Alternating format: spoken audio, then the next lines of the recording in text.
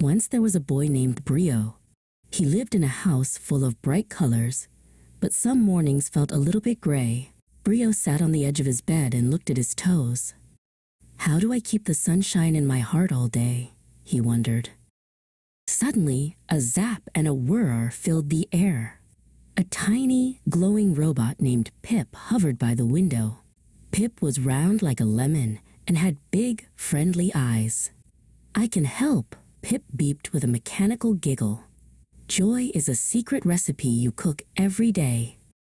First, Pip said, you must catch the morning. Brio ran to the window and threw it wide open. He took a deep breath of the fresh air and felt the golden light tickle his skin. He decided right then that it was going to be a wonderful day. Second, Pip chirped, share the spark. Brio went to the kitchen and found a shiny red apple. He decided to save half for a friend. Just thinking about his friend's big smile made Brio's own heart feel like a light, bouncy balloon. Oops! While drawing later, Brio knocked over a jar of bright blue paint. Usually, he would be upset, but he looked at Pip and remembered the recipe. Instead of crying, Brio laughed. He used his finger to draw a silly smiley face right in the middle of the blue puddle. Pip led Brio out into the garden.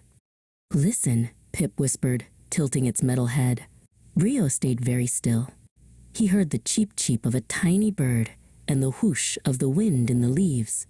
It felt like the whole world was singing a song just for him. Pip showed Brio how to count his thank yous. They looked around the garden together. Pip used its sensors to point out all the good things.